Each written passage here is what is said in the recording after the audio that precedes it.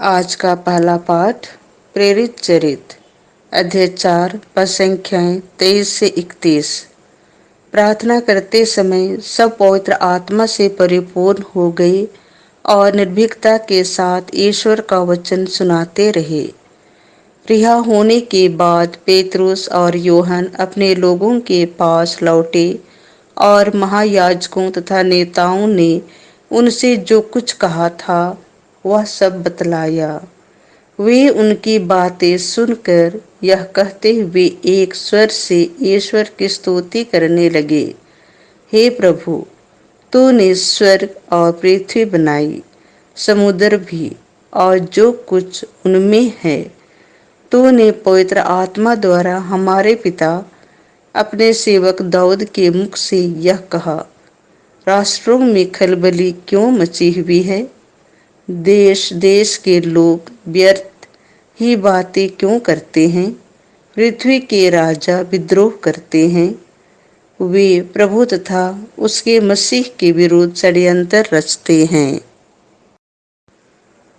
वास्तव में हेरोद और पिलातुस गैर यहूदियों तथा इसराइल के वंशों ने मिलकर इस शहर में तेरे परम पावन सेवक यीशु के विरुद्ध, जिनका तूने अभिषेक किया, षड्यंत्र रचा था।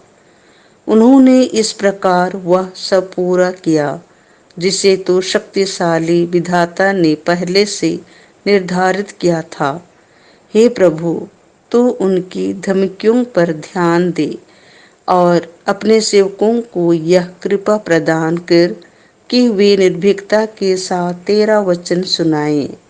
तू अपना हाथ बढ़ाकर अपने परम पावन सेवक यीशु के नाम पर स्वास्थ्य लाभ, चिन्ह तथा चमत्कार प्रकट होने दे। उनकी प्रार्थना समाप्त होने पर वह भवन जहां भी एकत्रित थे हिल गया। सब पवित्र आत्मा से परिपूर्ण हो गए और निर्भीकता के साथ ईश्वर का वचन सुनाते रहे। यह प्रभु की वाणी है। संत योहन के अनुसार पवित्र सुसमाचार अध्याय 3 पद संख्याएं 1 से 8। जब तक कोई दोबारा जन्म ना ले तब तक वह स्वर्ग का राज्य नहीं देख सकता। निकोदिमुस नामक फरीसी यहूदियों की महासभा का सदस्य था। वह रात को यीशु के पास आया और बोला, रब्बी, हम जानते हैं कि आप ईश्वर की ओर से आए हुए गुरु हैं। आप जो चमत्कार दिखाते हैं उन्हें कोई तब तक नहीं दिखा सकता जब तक कि ईश्वर उसके साथ ना हो। यीशु ने उसे उत्तर दिया, मैं आपसे कहे देता हूँ, जब तक कोई दोबारा जन्म ना ले तब तक वह स्वर्ग का राज्य नहीं देख सकता। निकोदेमुस ने उनसे पूछा, बूढ़ा हो जाने पर मनुष्य कैसे दोबारा जन्म ले सकता है?